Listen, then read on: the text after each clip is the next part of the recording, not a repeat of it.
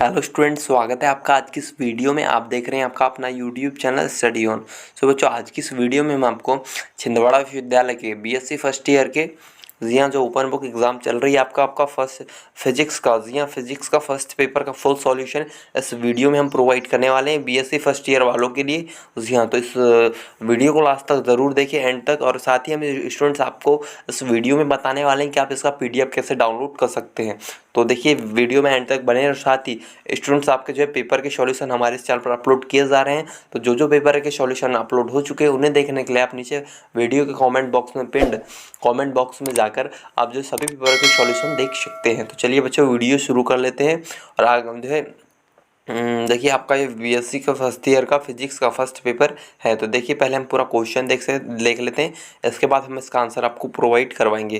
तो फर्स्ट में है डाइवर्जेंस संबंधी गॉस प्रमेय लिखिए, इसको सिद्ध कीजिए, आपको बोला गया था। इसके अथवा में आपको देखिए वेक्टर फील्ड आपको देखिए एक A is equal to X plus 3x I plus Y minus 2i 2z I plus X plus A Z के इस solenoidal field find of out the value of जी हाँ, ए की वैल्यू आपको निकालने को कहा गया था इसके अथवे में आपको।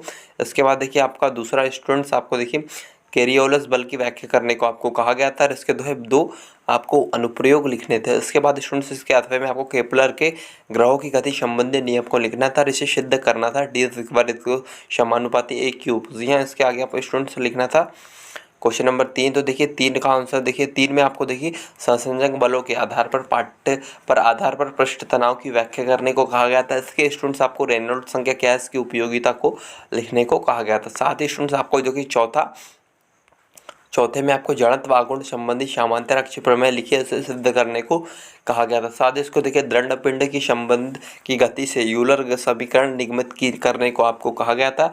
इसके बाद आपका स्टूडेंट देखिए पांचवा आपका अंतिम क्वेश्चन पूछा गया था, निम्न को समझाइए। पहला लंबाई में संकुचन, दूसरा समय का विस्तार। और देखिए इसके अथवे में आपको देखिए सर जे थॉमसन की भौतिक विज्ञान में योगदान आपको पूछा गया था। तो इस तरीके से स्टूडेंट्स आपको देखिए 5 क्वेश्चन पूरे पूछे गए थे। तो इस तरीके से आपको जो है पूरा ये क्वेश्चन नंबर 5 तक आपके क्वेश्चन पूछे गए थे। तो चलिए अब इसका आंसर हम देख लेते हैं। तो देखिए सबसे पहला आपका देखिए नीचे, तो देखिए आपको स्टूडेंट्स आपको पूछा गया था, देखिए आपके क्वेश्चन नंबर 1 में आपको गॉस का नियम आपको लिखने को कहा गया था। तो देखिए हमने आपको यहाँ गॉस का नियम प्रोवाइड करवाया, कुछ इस तरीके से आपको गॉस का नियम लिखना है। गॉस का नियम किसी बंद पृष्ठ से गुजरने वाला संपूर्ण विद्युत फ्लक्स उस पृष्ठ द्वारा परिबद्ध कुल आवेश उपस्थित आवेश Q का 1/ε0 गुना होता है। जी आपको इस तरीके से लिखना है। आगे आपको देखिए इसको इसकी उत्पत्ति करने के लिए, इसको सिद्ध करने के लिए जिसका सूत्र होता है आपका देखिए phi is equal to 1/ε0 into Q. यहाँ Q इसका आवेश होता है, यहाँ पृष्ठ पर उपस्थित आवेश, और ε0 आपको ये निर्वात की विद्युतशीलता होती है। इसके बाद स्टूडेंट्स आपको देखिए इसकी उत्पत्ति, इसको सिद्ध करने के लिए आपको आगे कुछ इस तरीके से लिखना है। वीडियो को रोककर आपको इसका आंसर लिखना है। देखिए आपको फर्स्ट में इस तरीके से चित्र बनाना है। इसके बाद आपकी उत्पत्ति के लिए आपको देखिए कुछ इस तरीके से लिखना है। आपको माना एस कोई बंद पृष्ठ है, इसके अंदर ओ बिंदु है, क्यू आवेश स्थित है। आगे लिखना है आवेश के विद्युत क्षेत्र में आवेश से आर दूरी पर बिंदु पी है। इस बिंदु के विद्युत क्षेत्र की तीव्रता हो जाएगी आपकी is equal to vector is equal to 1/4πε0 into Q upon R square हो जाएगी। इसके बाद आपको इसको समीकरण 1 दे देना है। आगे इसको आपको लिखना देखिए, तथा बिंदु P से घेरे हुए क्षेत्रफल ds से गुजरने वाला फ्लक्स आपका d phi is equal to A into D S हो जाएगा। इसके बाद देखिए या आपको d phi is equal to A D S into cos theta लिख सकते हैं। ये आपको आपका वेक्टर हटेगा तो आपका यहाँ कॉस थीटा आ जाएगा। इसके बाद देखिए आगे लिखना है आपको संपूर्ण पृष्ठ से S से गुजरने वाला आपका फ्लक्स, यहाँ आपको जो है इस तरह के समाकलन का चिन्ह आपको लगा लेना है। यहाँ पे आपका एस संपूर्ण पृष्ठ के लिए आपका जो है D phi is equal to E D S cos theta हो जाएगा। इसके बाद इसको समीकरण 2 दे देना है। इसमें आपको आगे लिखना है देखिए समीकरण 2 में एक का ई का मान आपको रखना है, और इस तरीके से आपको देखिए फाई इज इक्वल टू संपूर्ण समीकलन के is 1/4πε0 Q upon R into D S cos theta लिखना है। फिर यहाँ जहाँ आपका जो है संपूर्ण पृष्ठ phi is equal to D phi संपूर्ण पृष्ठ के लिए आपका हो जाएगा। इसके बाद आपको देखिए phi is equal to 1/4πε0 Q देखिए फिर आपको समाकलन D S cos theta upon R square हो जाएगा। जी हाँ, आपको जो इसके आगे लिखना है देखिए फाइव इक्वल टू आपका 1/4πε0 क्यू इंटू म्यू आएगा। जी हाँ, म्यू लिख लेना है आपको, क्योंकि आपका इसका मान जो है ds cos theta upon r square का मान म्यू हो जाएगा। इसके बाद स्टूडेंट जहाँ आपको लिखना है, यहाँ आपका म्यू जो है घन कोण है, इस तरीके से आपको लिख लेना है। इसके बाद स्टूडेंट्स आपको आगे लिखना है, देखिए परंतु यहाँ बिंदु O पर बिंदु पृष्ठ S द्वारा बनाया गया घन कोण 4 पाई होगा, अतः आपको 1/4πε0 क्यू इंटू 4 पाई लिख लेना है। जी हाँ, और इसके बाद आपको जो है आपका ये 4 पाई से आपका 4 पाई कैंसिल हो जाएगा। इस तरीके से आपका गॉस का नियम 5 इक्वल टू 1/4πε0 इंटू क्यू हो जाएगा। इस तरीके से आपको ये सिद्ध कर लेना है। तो इस तरीके से स्टूडेंट्स आपका क्वेश्चन नंबर 1 कंप्लीट हो जाएगा। यदि क्वेश्चन के आंसर में आपको डाउट है तो आप नीचे कमेंट बॉक्स में कमेंट कर सकते हैं। तो चलिए देख लेते हैं आपका क्वेश्चन नंबर 2 अगला। बात स्टूडेंट्स आपका अगला क्वेश्चन है क्वेश्चन नंबर 2। यहाँ क्वेश्चन नंबर 2 में आपको दे कुछ आंसर कुछ इस तरीके से आपका क्वेश्चन नंबर 2 का हो जाएगा। देखिए देख लेते हैं पूरा आंसर। भौतिकी में कोरियोलिस बल पूछा गया था आपको। देखिए इसकी प्रकृति, इसके उपयोग आपको लिखने को कहा गया था। देखिए बल एक जड़ बल है जो एक घूर्णन संदर्भ फ्रेम का सापेक्ष गतिशील वस्तु पर कार्य करता है। घड़ी की घूर्णन के साथ एक संदर्भ फ्रेम में बल की वस्तु की गति बाईं ओर कार्य करता है। एक एंटी क्लॉकवाइज या काउंटर क्लॉकवाइज रोटेशन के साथ बल दाहिने और कार्य करता है। इसके आगे स्टूडेंट्स आपको लिखना है, देखिए कोरियोलिस बल के कारण किसी वस्तु का विक्षेपण को कोरियोलिस प्रभाव कहा जाता है। हालांकि पहला दूसरे द्वारा मान्यता प्राप्त कोरियोलिस बल के लिए गणितीय अभिव्यक्ति फ्रांसीसी वैज्ञानिक गैस्पार्ड गुप्ताओ ही डी कोरियोलिस द्वारा 1835 के पेपर में दिखाई दी, जो पानी के पहियों के सिद्धांत के संबंध में दी थी।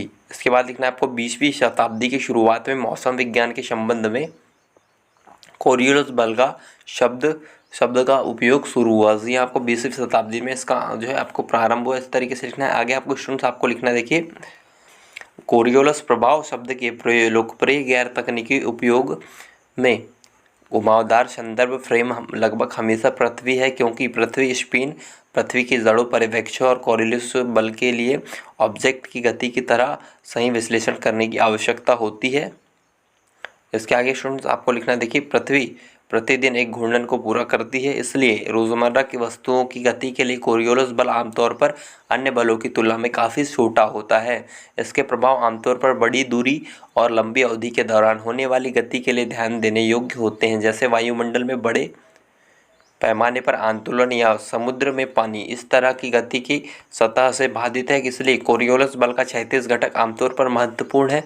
यह बल पृथ्वी की सतह पर चलती वस्तुओं को उत्तरी गोलार्ध में और दक्षिणी गोलार्ध में बाईं तरफ दाएं यात्रा की दिशा के संबंध के लिए प्रतिस्थापित करने का कारण बनता है। इस तरीके से स्टूडेंट्स आपको वीडियो को रोककर आंसर लिखना है। इसके आगे आपको लिखना है, क्षैतिज विक्षेपण प्रभाव ध्रुवों के नज़दीक अधिक है, क्योंकि स्थानीय लंबवत अक्ष के बारे में प्रभावी रोटेशन दर बड़ी है और भूमध्य रेखा पर 0 तक घटी है। उच्च दबाव वाले क्षेत्रों के सीधे कम दबाव तक बहने की बजाय, क्योंकि वे एक घूर्णन प्रणाली में होंगे, हवाओं और धाराओं भूमध्य रेखाओं और उत्तर में इस दिशा के बाईं और इस दिशा के दाईं ओर बहती है। यह बड़े चक्रवात घूर्णन के लिए जिम्मेदार है। मौसम विज्ञान में कोरियोलिस प्रभाव आप देख सकते हैं। इस तरीके से आपको लिखना है। आगे आपको इसके कोरियोलिस के जो प्रभाव के बल के आपको जो है उपयोग पूछे गए थे स्टूडेंट, तो आपको उपयोग में कुछ इस तरीके से लिखना है। पहला पॉइंट आपको जानना है, यह बल उपोष्ण कटिबंधीय उच्च वायुदाब पेटी तथा उप ध्रुवीय निम्न दाब पेटियों के निर्माण में सहायक होता है। दूसरे में आपको लिखना है, इसके अलावा चक्रवात तथा प्रति चक्रवात के निर्माण में भी कोरियोलिस बल की प्रमुख महत्वपूर्ण योगदान है। इसके स्टूडेंट्स इसके आगे आपको लिखना है, देखिए तीसरे पॉइंट में तीसरा इसका उपयोग हो जाएगा महासागरीय धाराओं की दिशा परिवर्तन के लिए भी यह बल सहायक होता है। इस तरीके से यहाँ तक आपको क्वेश्चन नंबर 2 का आंसर लिख लेना है। इस तरीके से आपका क्वेश्चन नंबर 2 कंप्लीट होता है। चलते हैं अपने नेक्स्ट क्वेश्चन नंबर 3 की तरफ। बात स्टूडेंट्स आपका अगला क्वेश्चन है क्वेश्चन नंबर 3। तो देखिए क्वेश्चन नंबर 3 में आपको रेनॉल्ड्स संख्या क्या है पूछा गया था। देखिए रेनॉल्ड्स संख्या आपकी क्या होती है देख लेते हैं पूरा।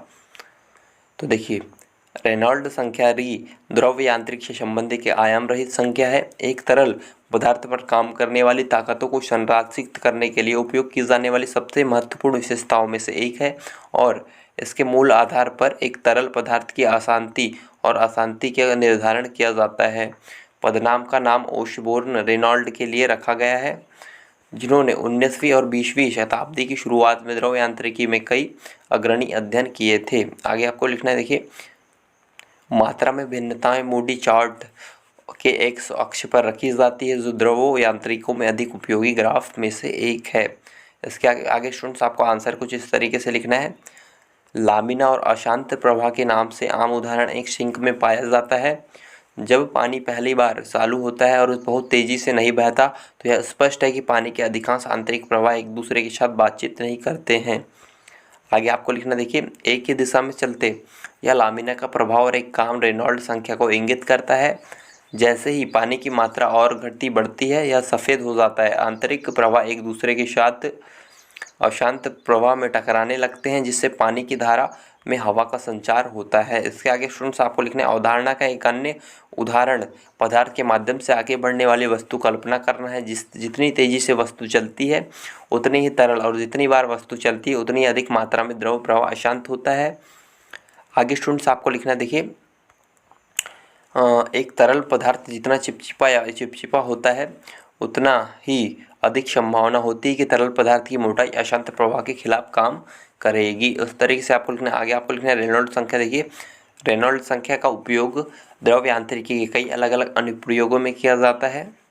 यह द्रव यांत्रिकी में कुछ समीकरणों में घर्षण कारक गणनाओं का आवश्यक हिस्सा है, जैसे कि डार्सी-बिशेक समीकरण। इसके आगे स्टूडेंट्स आपको लिखना है, देखिए संख्या का एक और सामान्य उपयोग पानी के माध्यम से तैरने वाले जीवों के मॉडलिंग में आता है, और यह आवेदक सबसे बड़े जानवरों में किया गया है, जैसे कि ब्लू व्हेल, सूक्ष्मजीवों सहित छोटे जानवरों के लिए। यहाँ तक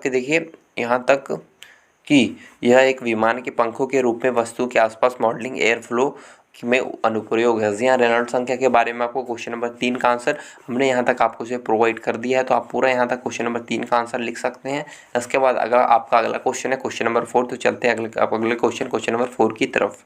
के बाद स्टूडेंट्स आपका अगला क्वेश्चन है क्वेश्चन नंबर 4। तो ये क्वेश्चन नंबर 4 में आपको समानता अक्ष प्रमेय पूछा गया, लिखने को बोला गया, साथ ही इसको आपको सिद्ध करना है। तो चलिए इसका पूरा आंसर हम देख लेते हैं। क्वेश्चन नंबर 4 का आंसर कुछ इस तरीके से लिखना है आपको। गति विज्ञान में समांतर अक्ष का प्रमेय या स्टीनर का प्रमेय जड़त्व आघूर्ण से संबंधित एक प्रमेय है। यदि किसी पिंड के द्रव्यमान केंद्र से जाने वाली, इसके अनुसार देखिए आपको लिखना है, यदि किसी पिंड के द्रव्यमान केंद्र से जाने वाली किसी अक्ष के सापेक्ष उस पिंड का जड़त्व आघूर्ण ज्ञात हो, तो इस प्रमेय की सहायता से इस अक्ष के समांतर किसी भी अक्ष के सापेक्ष उस पिंड का जड़त्व आघूर्ण निकाला जा सकता है। इस तरीके से लिखना है। आगे स्टूडेंट्स आपको देखिए ये हमने यहाँ चित्र प्रोवाइड करवाया, आपको उस तरीके से इसका चित्र बना लेना है। आपका जो ये समांतर अक्ष प्रमेय का आपका ये चित्र है, जहाँ देखिए आपका m द्रव्यमान d आपकी दूरी है, और देखिए ये आपका 1 2 यहाँ आपके जो है ये जो समांतर अक्ष प्रमेय की जो है ये लाइन है।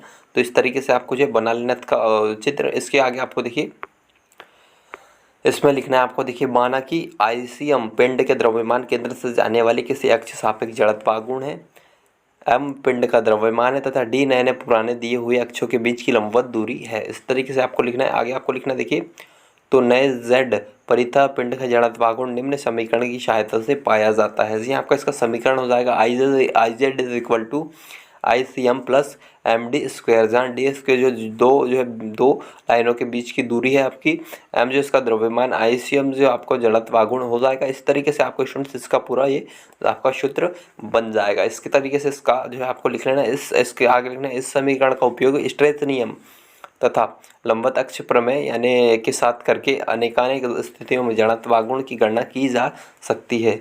आगे स्टूडेंट्स आपको लिखना, देखिए ये आपको कुछ इस तरीके से एक चित्र बना लेना है। ये आपका चित्र जो है क्षेत्राघूर्ण के लिए समांतर अक्षों के प्रमेय का उपयोग के परिकलन के लिए जो आपको ये हमने यहाँ प्रोवाइड करवाया है। तो आपको कुछ इस तरीके से इसका भी आपको चित्र बना लेना है। इसके बाद स्टूडेंट्स आपको लिखना, देखिए समांतर अक्ष प्रमेय के उपप्रयोग किसी समतल क्षेत्र D क्षेत्राघूर्ण निकालने के लिए भी किया जाता है, जहां IZ equal to IX plus AD² लिखा जाता है। तो इस तरीके से स्टूडेंट्स आपको क्वेश्चन नंबर 4 का आंसर यहाँ तक पूरा लिख लेना है। इस तरीके से आपका क्वेश्चन नंबर 4 का आंसर कंप्लीट होता है। चलते हैं अपने नेक्स्ट क्वेश्चन नंबर 5 की तरफ। क्वेश्चन है स्टूडेंट्स आपका क्वेश्चन नंबर 5। तो देखिए क्वेश्चन नंबर 5 के अथवे का आंसर देखिए हमने आपको प्रोवाइड करवाया गया। तो इसमें आपको पूछा गया, देखिए थॉमसन कैम्ब्रिज के बारे में पूछा गया था। तो देखिए इसका आंसर हम पूरा देख लेते हैं क्वेश्चन नंबर 5 के अथवे का। तो देखिए आपको आंसर कुछ इस तरीके से लिखना है, थॉमसन कैम्ब्रिज विश्वविद्यालय तथा रॉयल इंस्टीट्यूशन लंदन में भौतिक विज्ञान के प्रोफेसर रहे।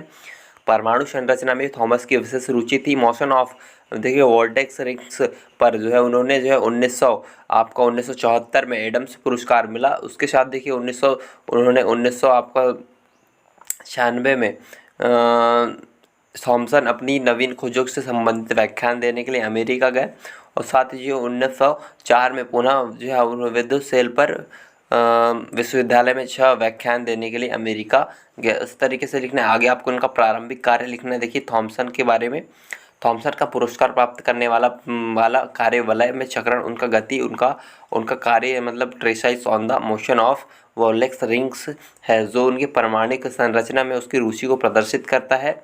आगे आपको लिखना है इसमें थॉमसन ने विलियम थॉमसन की ब्रह्मील परमाणु सिद्धांत की गति को गणितीय रूप से समझाया। आगे आपको लिखना है स्टूडेंट देखिए थॉमसन ने विद्युत चुंबकी का प्रयोग और सैद्धांतिक दोनों की तरह से विभिन्न प्रपत्र प्रकाशित किए। उन्हें जेम्स क्लर्क मैक्सवेल की प्रकाश के विद्युत चुंबकीय सिद्धांत का प्रयोग अध्ययन किया। उन्होंने आवेशित कणों के विद्युत चुंबकीय द्रव्यमान की अवधारणा को प्रतिपादित किया और सिद्ध किया कि गतिशील आवेशित पिंड द्रव्यमान को प्रदर्शित करता है। इस तरीके से आपको लिखना है। आगे आपको लिखना देखिए स्टूडेंट देखिए इसी का क्वेश्चन का आंसर आपका थॉमसन के विद्युत चुंबकीय प्रेरण प्रायोगिक सिद्धांत और दोनों तरह के विभिन्न पत्र प्रकाशित किए। उन्होंने जेम्स क्लर्क मैक्सवेल की प्रकाश विद्युत चुंबकीय सिद्धांत का प्रायोगिक अध्ययन किया। उन्होंने आवेशित कणों के चुंबकीय द्रव्यमान की अवधारणा को प्रतिपादित किया। आगे आपको लिखना देखिए इसी में और सिद्ध किया कि गतिशील आवेशित पिंड अधिक द्रव्यमान प्रदर्शित करता है। इस तरीके से आपको लिखना है। आगे आपको देखिए इनका जो है उन्होंने जो इलेक्ट्रॉन की खोज की थी, तो इलेक्ट्रॉन की खोज में विभिन्न वैज्ञानिकों जैसे विलियम प्राउड, नॉर्म लॉकवेर ने यह सुझाव दिया कि परमाणु कुछ अन्य मूलभूत इकाइयों से मिलकर बना हुआ है, लेकिन इन्होंने जो है इसे लघुत्तम आकार वाले परमाणु हाइड्रोजन से मिलाकर बना हुआ मानने लगे। जी हाँ। आगे आपको लिखना थॉमसन ने वर्ष देखिए आपका 1800 आपका जो 97 में पहली बार सुझाव दिया कि इसकी मूलभूत इकाई परमाणु 1000वें भाग के से छोटी होती है। इस तरह उन्होंने अपरमाणुक कण का सुझाव दिया जिसे आज इलेक्ट्रॉन के नाम से जाना जाता है। थॉमसन ने यह कैथोड किरणों की गुणधर्म की अन्वेषण करते हुए पाया। थॉमसन ने यह 30 अप्रैल जो है आपका 30 अप्रैल 1819 स्टूडेंट्स देखिए आपका कुछ समझ नहीं आ रहा। आपका 1800 आपका ये हो जाएगा 97 को पहली अपनी खोज में पाया कि कैथोड किरणें उस समय इन्हें लेनार्ड किरणें के नाम से जाना जाता था, हवा में परमाणु आकार वाले कणों के कई गुना अधिक तेजी से कर सकती है। जी स्टूडेंट्स आपको इस तरीके से थॉमसन का आपको योगदान लिख लेना है विज्ञान के क्षेत्र में पूरा। यहाँ तक आपको क्वेश्चन नंबर 5 का आंसर लिख लेना है। इस तरीके से आपका क्वेश्चन नंबर 5 का आंसर कंप्लीट है। तो उम्मीद है स्टूडेंट्स आपको सभी क्वेश्चन के आंसर से आप श्योर हो गए। यदि किसी भी क्वेश्चन के आंसर में आपको डाउट्स है तो नीचे कमेंट बॉक्स में कमेंट कर सकते हैं और साथ ही आपके सभी भी वर्ग के सॉल्यूशन हमारे इस चैनल पर प्रोवाइड करवाए जा रहे हैं। तो आप उन्हें देखने के लिए नीचे कमेंट बॉक्स में कमेंट बॉक्स में लिंक आपको दिया गया है, तो वहाँ जाकर आप सभी क्वेश्चन पेपर के आंसर जो है कर सकते हैं। और साथ ही इसका जो है आपको जो है इसका PDF डाउनलोड करने के लिए आपको इस वीडियो के डिस्क्रिप्शन बॉक्स में आपको हमारे व्हाट्सएप ग्रुप का लिंक दिया गया है, तो वहाँ जाकर आप उसे ज्वाइन कर सकते हैं। वहाँ आपको सॉल्यूशन प्रोवाइड करवा जाएगा। साथ ही हो सकता है कि हम आपको आपका PDF भी प्रोवाइड कर दे। तो मिलते हैं बच्चों नेक्स्ट वीडियो में नेक्स्ट सॉल्यूशन के साथ। जब तक ले जय हिंद, टेक केयर, बाय बाय।